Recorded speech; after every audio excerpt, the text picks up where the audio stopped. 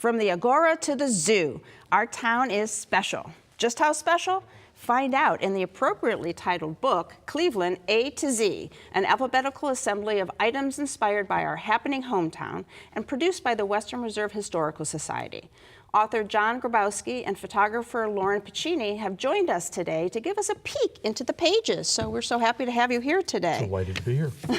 So John, this is a little bit different approach to like a book about Cleveland. Right, it's a series of 72 separate articles, obviously A to Z, and they're written for the basic purpose to sort of acclimate newcomers to what Cleveland is, what its quirks are, and also to provide a refresher course, if you will, for Clevelanders who've been here for a long time. And there are a lot of things I'll bet they don't know in this book. So, and you know, there's 72 articles, so obviously some letters have more entries than other entries, and we managed to find things for Q and X as well. Oh, excellent, yes. excellent. So you're the writer, and then Lauren is the photographer, yes, right? Yes. So when John approached you about the project, he wanted to have pictures of like the old and the new, but not really just like what does it look like today when it looked like this before. So what did you think about that?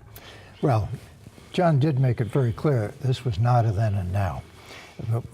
Professionally, I'm an architectural photographer, and I specialize in the renovation, restoration, and repurposing of historic Cleveland properties. So you can well imagine that I have a strong preference for black and white. I think maybe John never saw anything but black and white from me. And when he called me, his question was, Lauren, do you do color photography? And I take it you said yes. I said yes, and you prevaricated, so yeah. Yeah, and so as a consequence, had the opportunity to work with John on this amazing project. All right, well, let's start by looking at an example of one of the alphabetical entries. Anna Perkins, otherwise known as Newspaper Annie. So tell me about that one. Well, Anna Perkins is a fascinating character. She was born in Berlin Heights, Ohio, and there's a story in itself, but I won't go there. And she decided to live her life the way she wanted to. And so she dressed in men's clothing. She was a vegetarian. And at the age of 37, moved to Cleveland and became a newspaper boy on Public Square. All right, wow. And very much was challenging all the gender norms of the time, and really not ahead of her time, but part of her time. And she really gained the respect of people in Cleveland. And we saw the picture up there. So anything you wanted to mention about how you decided on which pictures to use?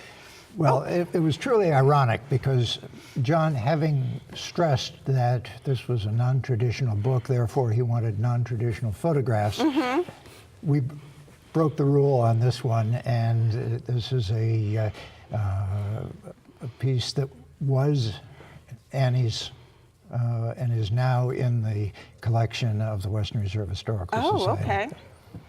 So we can actually see what she did wear those days. And Annie lives on, yes.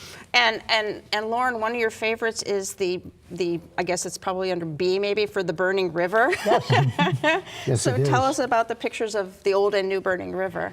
Well, the picture of the burning river, my photograph celebrates the fire of June of 1969, which was mistakenly represented in Time magazine with a photograph of a far bigger fire 17 years earlier.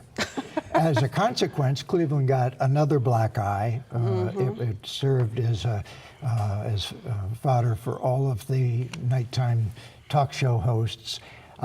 But this particular picture represents the flaming cauldron that was designed and produced by Cleveland artists and stands on the mall where it has stood since it was first lit for the senior games in 2013. But I think it's a good representation of the burning fires. So. Absolutely, as well as a good representation of the industrial past and the technological future of Cleveland, because LED lights change the colors as Oh, okay. So it's even prettier than the real picture. Oh, yes. And if you want more information about it, there's only one-page essays, right? You've got a way for people to get that. Yeah, there is. And every page has a QR code on it. So if you take your smartphone or your device and scan it, you can download the software.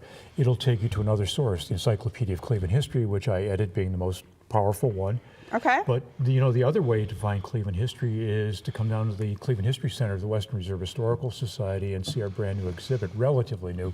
Cleveland Starts Here. Okay. Some of the stuff that's mentioned in the book, you will find reference there as well. And we had somebody on the show at some point talking about that exhibition too. So I bet a lot of Clevelanders don't even know any of this history. No, and it's there. It's A to Z, and it's at WRHS as well. All right, sounds great. Super. With the support of the Western Reserve Historical Society, John Grabowski and Lauren Piccini have spelled out what makes Cleveland so special. Find out more about Cleveland A to Z using the information that's coming up next. My thanks to John and Lauren for joining us today. To find out more or to order the book, call the Western Reserve Historical Society at 216-721-5722 or log on to www.wrhs.org.